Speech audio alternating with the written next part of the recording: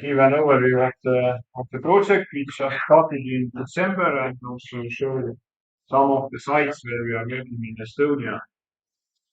So the Waterland consortium is compiling of 16 countries all around Europe, and the idea is to either restore of ecosystem services on wetland, but also to gather knowledge and share it within academic community, but also within policy processes regarding the potential and methodologies within restoration. And really, the variety of sites is very huge. In Estonia, we have peatlands, which are abandoned from mining. In Ireland, we have, which is very interesting approach. They are investigating into the common agricultural policy and the ways how common agricultural policy can help to restore the agricultural land in sense of hydrology and biology.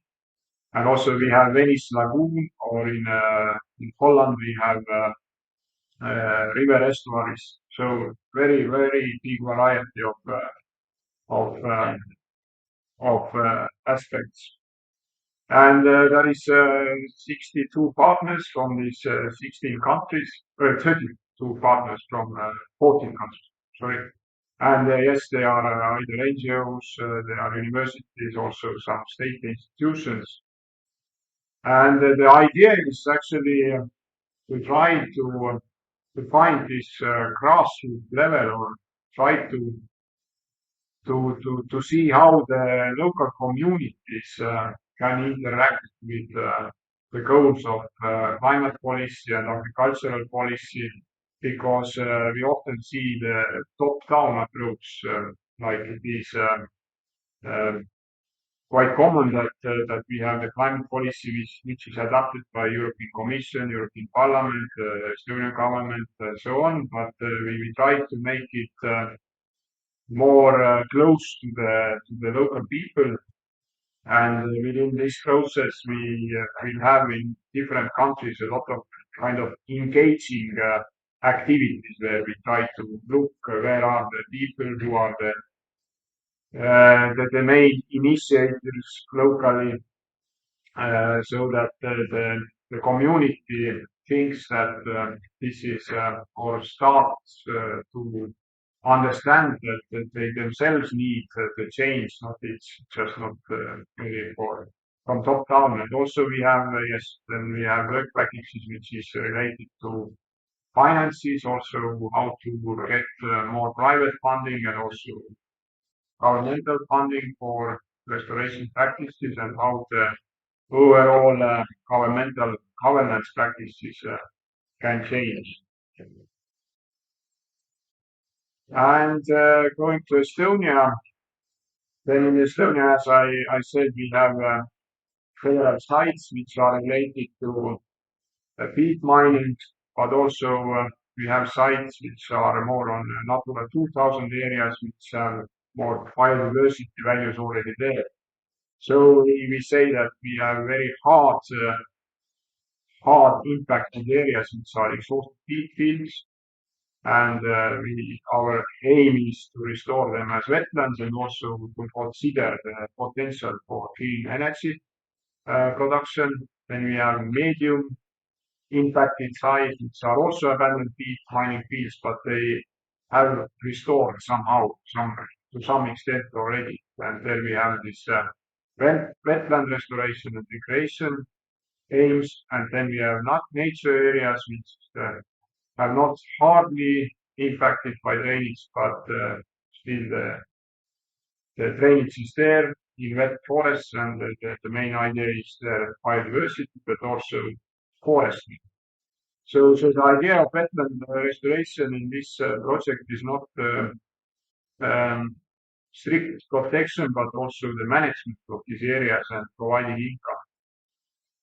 And just to show the areas we have in Lavassaare, which are hard impacted areas, which in Estonia and in other Baltic states, as we know, we have a lot of abandoned peat mining fields which have been there for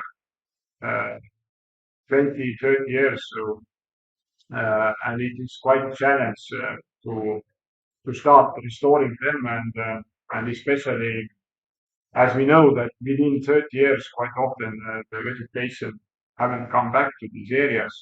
So it's quite big challenge what to do there. And as we have several hundreds of hectares areas in this site, and this is a big scale restoration project. And we also have to keep in mind that beside the area there is active peat mining going on. There is Natura 2000 sites going on, and also there is developers who would like to develop solar energy or wind energy at these sites. So just to give a closer look, then some of the areas are already river flooded.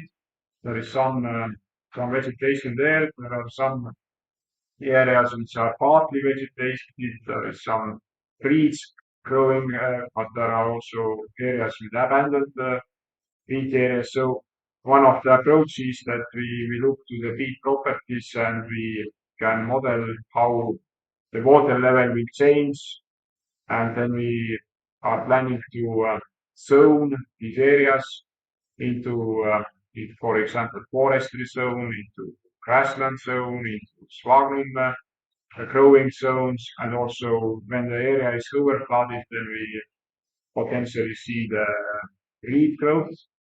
And we are also going to measure here the greenhouse gas balance, and so we will get a better picture what will happen in this respect.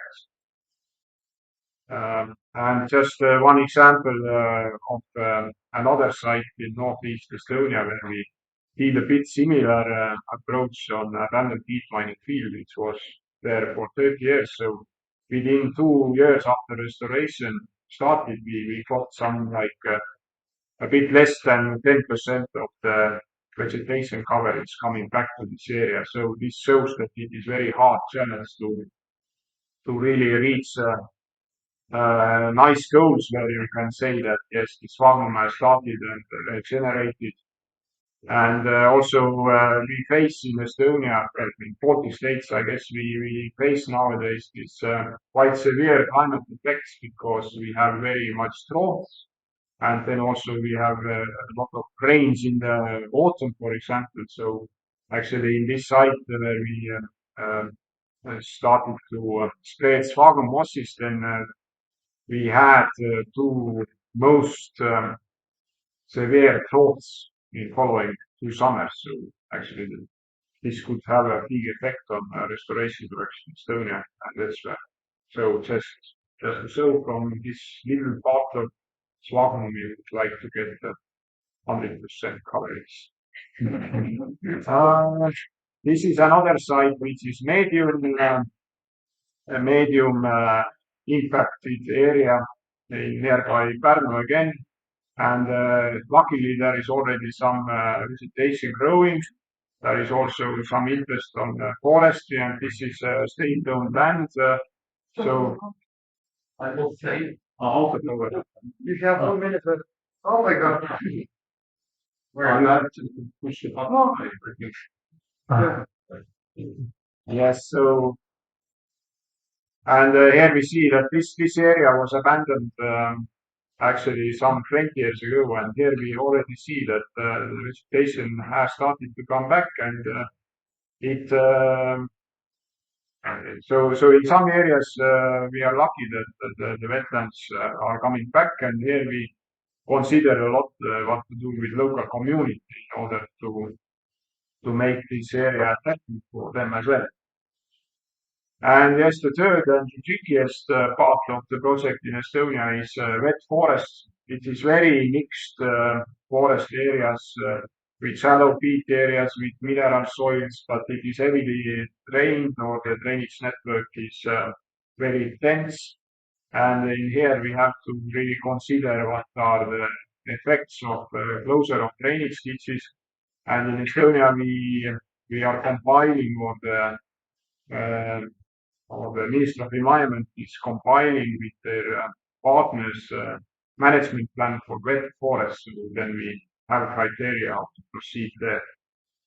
Yes, that's just some aerial photos how it looks like. This would be nice outcome with sparse trees and a lot of car species. So, and yes, how it looked some 50 years ago and how it looks now. So you see the pictures, then we see that the very natural landscape has turned to a quite intensive forestry landscape, and how we try to find the balance of how to turn it back at least partly to natural conditions. Yes, and in Estonia there are 4 partners, and it's quite a good partnership. Academic institution, the University of Tartu, and the forest manager, State Forest Management Center, Estonian Fund for Nature, and also one peat mining company, Waterlands. That's how we proceed there. Yes. Thank you. Thank you.